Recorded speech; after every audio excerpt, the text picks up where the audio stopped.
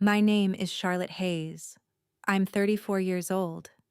And the night my younger sister called me a burden was the same night I decided I would never pay another bill for her again.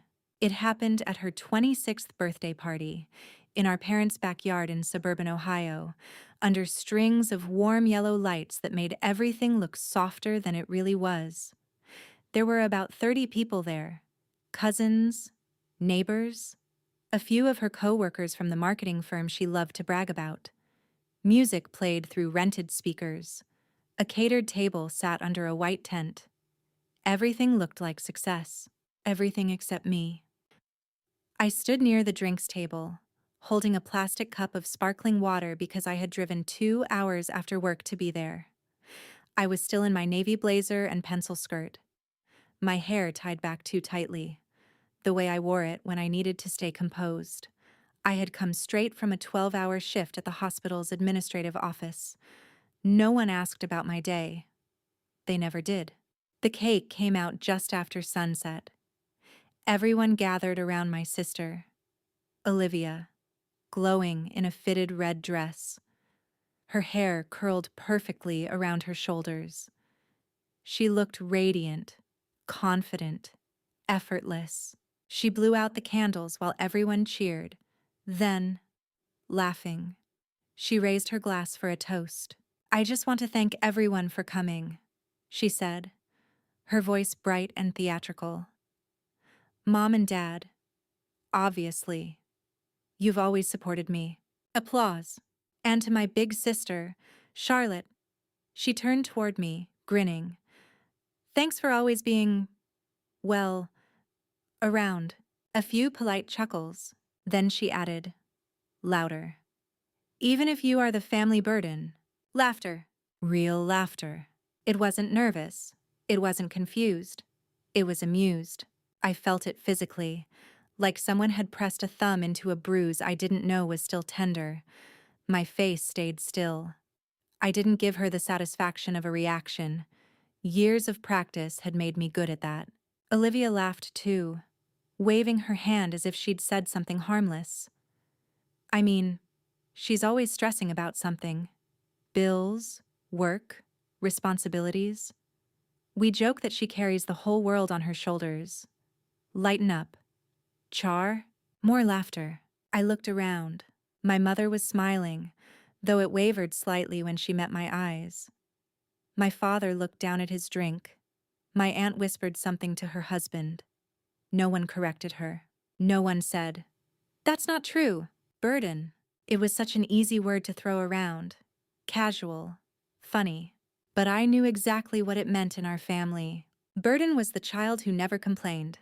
Burden was the one who stepped in quietly. Burden was the one who didn't get celebrated because she was expected to handle things. I took a slow breath. The music started up again. Conversations resumed, and the moment dissolved like sugar in water. To everyone else, it had been a joke. To me, it was a line drawn in permanent ink. I watched Olivia move through the crowd, accepting hugs, posing for photos, glowing under the fairy lights. She looked like someone who had never worried about tuition deadlines, never checked her bank account before buying groceries, never worked double shifts while pretending she wasn't tired. Because she hadn't, my phone felt heavy in my hand. For a brief second, I considered letting it go, letting it slide the way I always did, keeping peace, being the bigger person. That had been my role since I was 12 years old. But then I heard her again, laughing with her coworkers. My sister. Oh, she's just dramatic. She acts like she raised me or something. That was when something inside me shifted. Not explosively, not loudly, just decisively. I opened my banking app. The backyard lights flickered softly above us, on the side of the house. The big flat-screen TV my dad used for football games was still connected to the party's slideshow of childhood photos. Olivia in ballet costumes, Olivia winning science fairs, Olivia blowing out candles every year. I looked at the screen. Then I looked at my phone. And for the first time in my life, I thought, maybe it's time everyone sees the full picture. I walked toward the house, my heels quiet against the patio stones, my expression calm enough that no one stopped me. Behind me, my sister laughed again. She had no idea what was about to happen. By the time I stepped into the living room, my hands were steady. That was the thing about me. When I finally broke, I didn't shatter. I crystallized. I stood in front of the television mounted on the wall. The slideshow was still playing. Olivia at 5 years old in a glittery dance recital costume. Olivia at 10, missing her front teeth. Olivia at 18, high school valedictorian, smiling like the world had already agreed to love her. I remembered that graduation day clearly, because that was the same week she got her college acceptance letter. She had run into the kitchen waving the envelope from the University of Michigan, screaming so loudly I thought someone had been hurt. My parents cried. My father opened a bottle of cheap champagne we'd been saving for something important. It was important until the tuition invoice arrived. I can still see my mother sitting at the dining table, her reading glasses sliding down her nose as she stared at the number. $32,000 for the first year. Not including housing. That can't be right, she had whispered. But it was. My father's construction business had slowed that year. My mother's health insurance didn't cover the procedure she'd needed in the spring. Savings were thin. Loans were complicated. Scholarships didn't cover enough. Olivia didn't understand the tension at first. She kept talking about dorm decorations and orientation week. Then one night, after she'd gone upstairs, I heard my parents arguing in the kitchen. "We can't crush her dreams," my mother said, "and we can't invent money." My father replied. I had been 26. I had just finished paying off my own student loans. I was finally saving for a down payment on a small condo. The next morning, I walked into the bank before work. I remember the loan officer asking, "Are you sure you want to take this on?" I said yes without hesitation. What I didn't say was, "If I don't, she won't go." The first transfer was wired 2 weeks later. $16,000. Memo. Fall semester tuition. I didn't tell Olivia directly. I didn't need the applause. My parents told her, "We figured it out." She cried and hugged them. She hugged me too, actually. "Thank you for always being supportive. Char," she said. Supportive. That was the word we used back then. By sophomore year, the figuring it out had become a pattern. When housing costs went up, I picked up a second job doing weekend administrative work at a private clinic. When her laptop broke, I replaced it. When her meal plan ran short, I transferred another few $100s. Every semester, I typed the same thing in the memo line. Spring tuition, housing payment, books. I didn't travel. I didn't upgrade my car. I postponed the condo. I told myself it was temporary. I told myself that one day she'd graduate, get a job, and we'd laugh about how hard those years were. But something subtle shifted along the way. Gratitude became expectation. Expectation became silence. By her senior year, she barely mentioned the money at all. When her friends talked about their parents' sacrifices, she nodded along as if that story belonged to her too. And technically, maybe it did. Because in our family, everything I gave became what we did. When she landed her marketing job right after graduation, everyone celebrated again. My mother called it proof that hard work pays off. No one mentioned whose hard work. And I let that happen, because I thought love meant absorbing the weight quietly. Back in the living room, I scrolled through years of transaction history. The numbers lined up neatly. Dates, amounts, notes. Proof doesn't yell. It doesn't exaggerate. It simply exists. Outside, I could hear the music and laughter drifting through the open patio door. Someone shouted Olivia's name. Glasses clinked. Burden. I connected my phone to the TV using the same HDMI adapter my father used for football games. The screen flickered once, then went black. In the backyard, I heard someone say, "Hey, what happened to the slideshow?" Footsteps approached the house. The screen lit up again, but this time, It wasn't childhood photos. It was a bank statement. And the first line read, "Transfer, $16,000, fall semester tuition, from Charlotte Hayes." The room behind me went very, very quiet. At first, no one understood what they were looking at. From the backyard, I heard confused murmurs. "Is that a spreadsheet? Did the slideshow glitch?" My father stepped into the living room first. He stopped a few feet behind me, staring at the television screen where the bank history filled every inch in cold. Clinical detail, date, amount, memo, transfer, $16,000. Fall semester tuition, transfer, $8,450. Spring housing payment, transfer, $1,200. Textbooks and fees, transfer, $500. Emergency expense. And then the next semester, and the next, and the next. My father didn't speak. His jaw tightened slightly, like it did when he realized a mistake too late. My mother came in behind him. "Charlotte, what are you doing?" she asked, her voice low and strained. "I didn't turn around. I'm fixing the slideshow," I said calmly. More footsteps approached. Olivia's laughter drifted closer before she walked in, still holding her wine glass, still glowing from attention. "What's going on?" she asked lightly. Then she saw the screen. For a split second, she didn't react. It was just data, numbers. Then she read the memo lines. Her smile faltered. "Why are you showing that?" she said, her voice thinner now. I finally turned to face her. "Because you called me a burden," I replied evenly. I thought we should define the word. The backyard had gone quiet enough that people were starting to gather at the doorway. Conversations faded. Music stopped completely. Olivia let out a small, incredulous laugh. "Oh my God! Charlotte, it was a joke." I nodded. "I know. So what is this? You're trying to embarrass me?" "No," I said.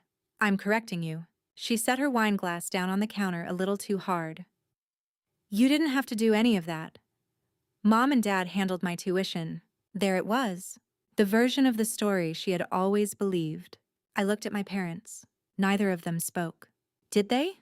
I asked quietly. My mother swallowed. "Charlotte." I stepped aside and scrolled further. The total at the bottom of the screen accumulated across 4 years. $92,430.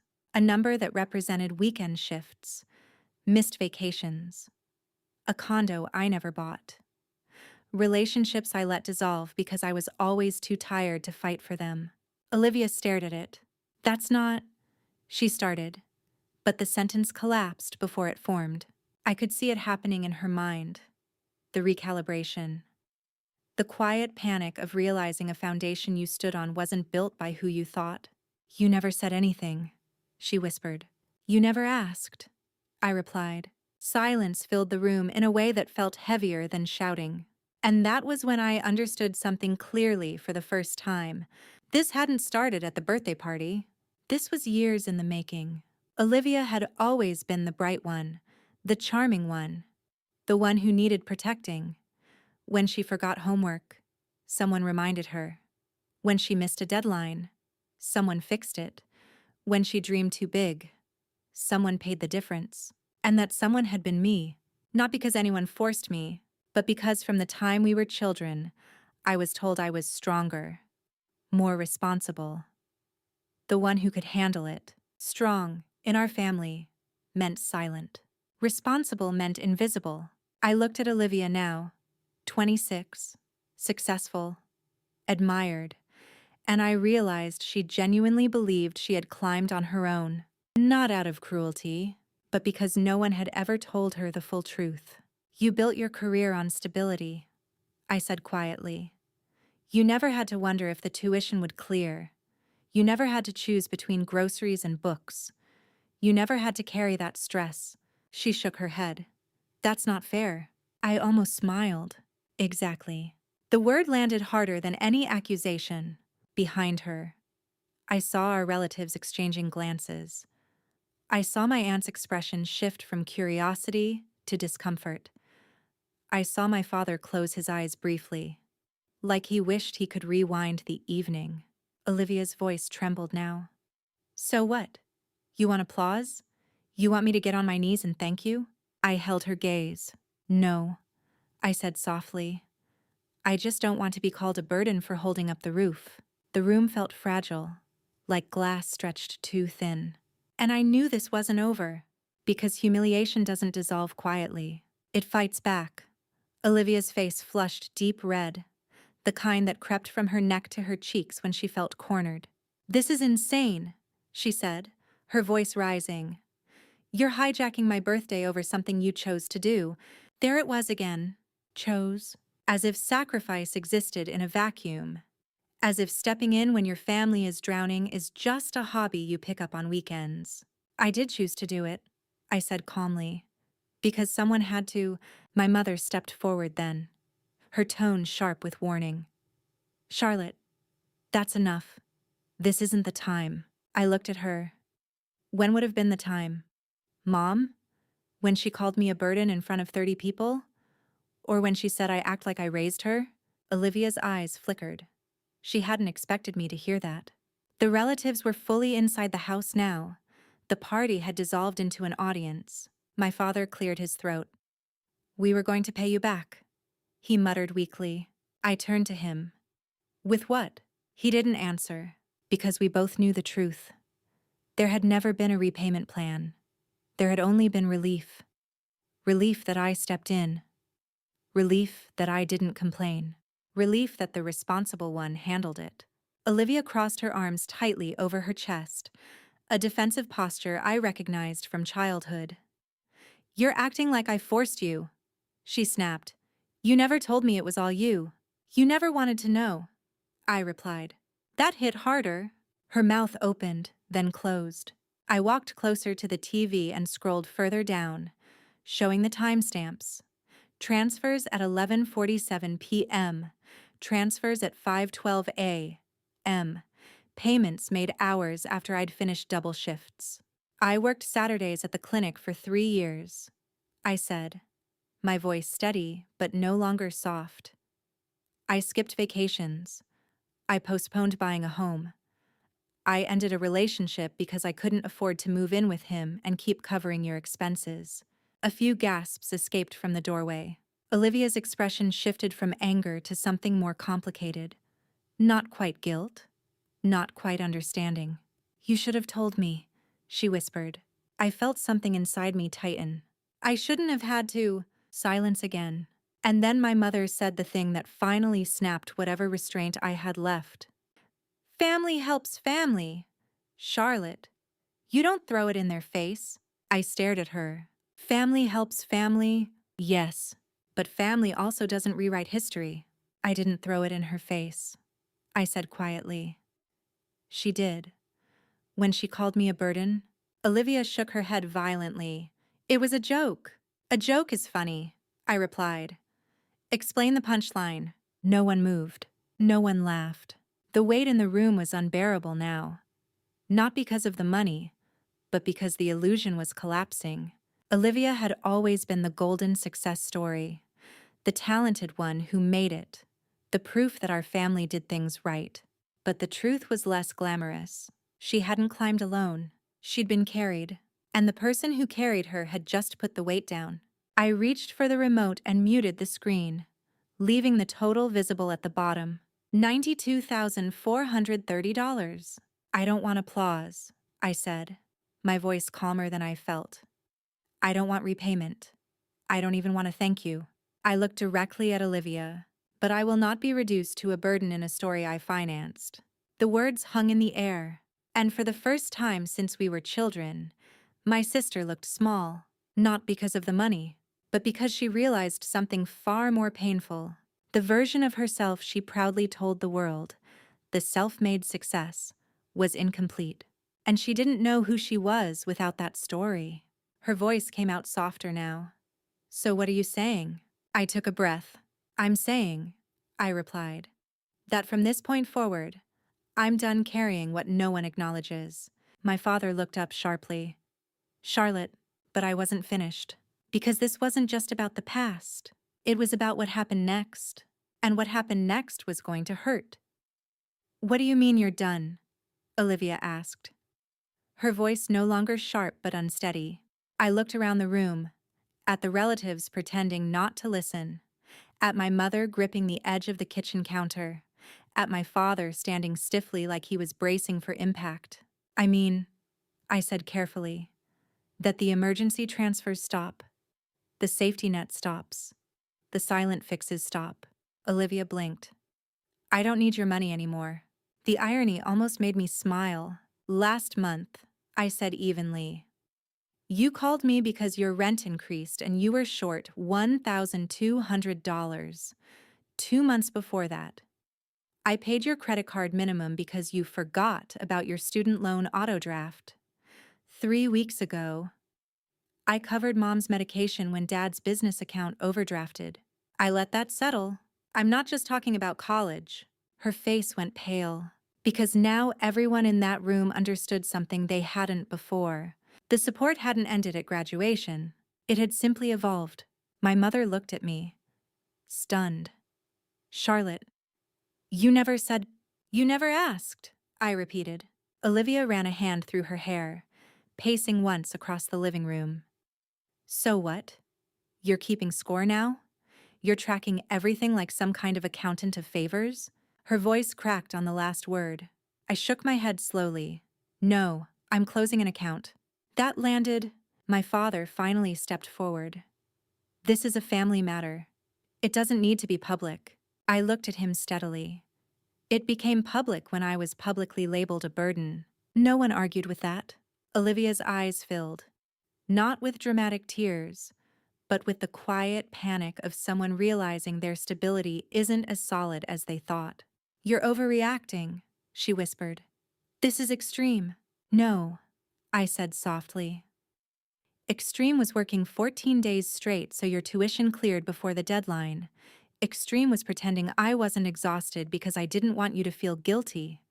Extreme was listening to you tonight and realizing you genuinely believe I've contributed nothing. Her breathing became uneven. That's not what I meant, she said. Then what did you mean? She opened her mouth. Nothing came out. And that silence said more than any apology could have. The room felt like it was shrinking around us. I could see the narrative shifting in real time. The golden child, suddenly unsure. The dependable sister, suddenly done. My mother tried one last angle. We are a family. We don't draw lines like this. I met her eyes, steady and unflinching. We should have drawn them years ago. The truth was brutal in its simplicity. There had never been boundaries. Just assumptions.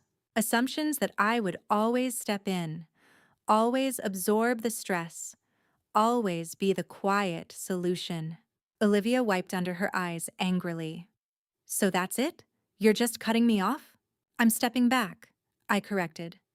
There's a difference. She let out a small, broken laugh. You're punishing me. No, I said. And for the first time, my voice softened. Not with weakness, but with clarity. I'm letting you stand on your own. That was when the explosion finally cracked through her composure. You think I can't? She snapped. You think I'm helpless? I didn't answer immediately, because the honest answer wasn't kind. I said carefully. You've never had to find out. The words hit like a dropped glass. My father exhaled sharply. My mother looked away. And Olivia, my bright, celebrated, confident little sister, looked suddenly like a 26-year-old who had just realized adulthood might actually be hers to carry. I picked up my phone and disconnected it from the TV. The screen went black. The evidence was no longer needed. I hope you succeed, I said quietly. I truly do. But you don't get to build your strength on my silence anymore. No one stopped me when I walked toward the door. No one called my name. Behind me, I could feel the weight of the room, heavy, fractured, awake. For the first time in years, I wasn't carrying it. The night air felt colder than it had an hour earlier. The fairy lights were still glowing in the backyard. But the warmth they gave off now felt artificial, like a staged memory that had already started to fade. Conversations resumed behind me, low and strained, the kind people have when something irreversible has just happened. I walked to my car without rushing. No dramatic exit, no slammed doors. Just quiet finality. When I sat behind the steering wheel, I didn't cry. That surprised me. For years, every confrontation with my family had ended with me alone somewhere. Bathroom, bedroom, parked car, trying to swallow tears I didn't have permission to show. But tonight there was something different. Grief, yes, but also relief. My phone buzzed before I even turned the engine on. Olivia. I stared at the name on the screen as it rang. Once, twice, 3 times. I let it go to voicemail. A second later, a text came through. Olivia, are you seriously doing this? Another buzz. Olivia, you blindsided me. I leaned back against the seat and closed my eyes. Blindsided. The word almost made me laugh. For 4 years, I had wired money quietly. For 3 more, I had patched financial cracks before they became emergencies. I had warned her gently about spending habits. I had suggested budgeting apps. I had mentioned saving. She had always smiled and said, "It'll work out." Because it always had. I started the car. As I pulled away from the curb, my phone buzzed again. Olivia, my loan payment is due next week. I was going to ask if you could spot me until my bonus comes in. There it was. Not apology, not reflection, logistics. I didn't answer. Instead, I drove the 2 hours home in silence, headlights carving through dark highway lines, somewhere around the halfway mark. The weight I'd carried for nearly a decade began to feel less like responsibility and more like something I had finally set down. When I reached my apartment, small, rented, practical, I walked inside and kicked off my heels. The space was quiet. No one needed anything from me there. My phone buzzed again. This time, it was my mother. I answered. "Charlotte," she began, her voice tight. "You embarrassed your sister." I leaned against the kitchen counter. She embarrassed me first. That was different. "No," I said calmly. It wasn't. Silence stretched between us. "You've always been the mature one," she said finally. "The strong one. You don't need recognition for everything." I felt something inside me settle into clarity. "I don't need recognition," I replied. "I need respect." She didn't respond, because she didn't know how to give something she had never practiced offering me. After we hung up, I blocked notifications and set my phone face down. For the first time in years, I did not check my banking app before going to bed. I did not calculate someone else's due dates. I did not anticipate a crisis. I slept. The crisis came 3 weeks later. Olivia called at 7:12 a.m. on a Tuesday. This time, her voice wasn't defensive. It was strained. "I didn't realize how much my minimums were," she admitted quietly. "And my rent increase is permanent. And the bonus, it's smaller than I thought." I listened. Really listened. Not as a fixer, just as a sister. "I'm going to have to restructure everything," she said. "It's a lot." "Yes," I replied softly. "It is." There was a long pause. Then she asked the question she had probably rehearsed before dialing. "So, you're really not going to help?" I looked around my apartment, at the folder on the table with condo listings I had started browsing again, at the savings account that had finally begun to grow without interruption. "No," I said gently. "I'm not." Her breath hitched slightly. "I thought you loved me." The sentence pierced deeper than anything she'd said at the party. "I do love you," I answered. "That's why I'm letting you learn." She didn't say goodbye before hanging up, but she didn't yell either. And that, in our family, was progress. Over the next few months, things shifted. Olivia sold designer bags she rarely used. She moved into a smaller apartment with a roommate. She negotiated her loan interest rate. She started tracking expenses. She struggled, but she didn't collapse. And slowly, quietly, she stopped calling me for money. We spoke less for a while, not out of hatred, out of recalibration. Because when a dynamic changes, everyone has to learn new footing. And for the first time in my life, I was not the ground beneath someone else. I was just myself. And I was beginning to realize that wasn't a burden. It was freedom.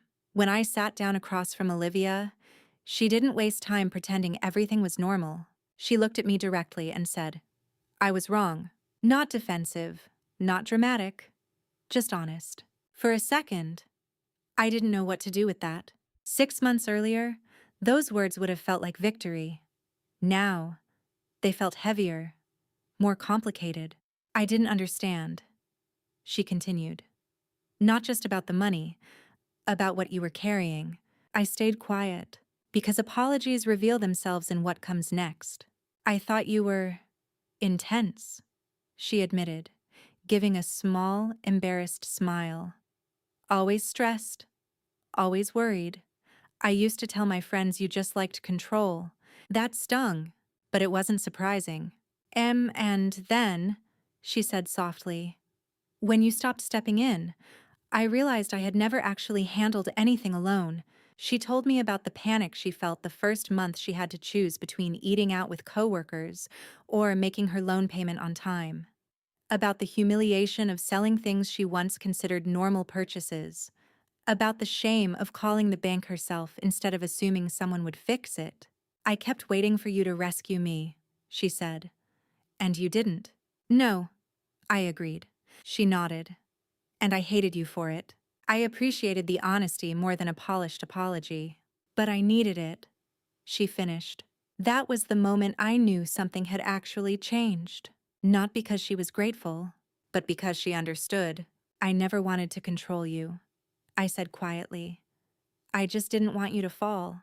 "I know," she replied. "But you never gave me the chance to learn how to stand." That truth went both ways. For years, I had told myself I was protecting her. In reality, I was protecting the version of myself that felt valuable only when needed. If I wasn't solving something, who was I? That question had terrified me more than I admitted. Olivia wrapped her hands around her coffee cup. "When I called you a burden," she said, her voice tightening, "I think I was projecting." I raised an eyebrow slightly. "I felt like a fraud," she confessed. "Everyone praising my success. And deep down, I knew parts of it weren't fully mine. Instead of dealing with that, I minimized you."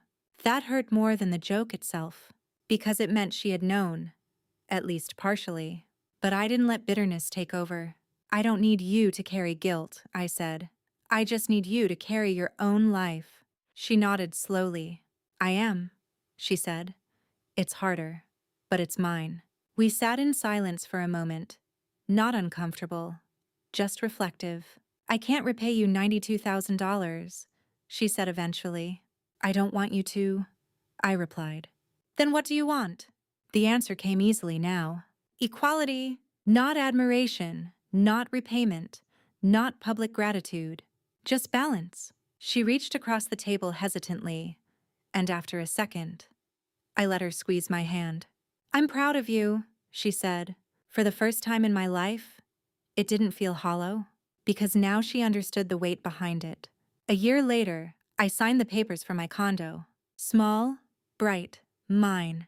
When I moved in, Olivia showed up with a toolbox and assembled my bookshelves without being asked. She didn't try to pay me back in grand gestures. She just showed up, and that was enough. Looking back, I realized something important. The real burden had never been the money. It was the silence, the unspoken expectations, the invisible roles, the belief that love required self-erasure. I was never the burden. I was the foundation. And foundations don't beg to be appreciated. They decide when to hold and when to stop.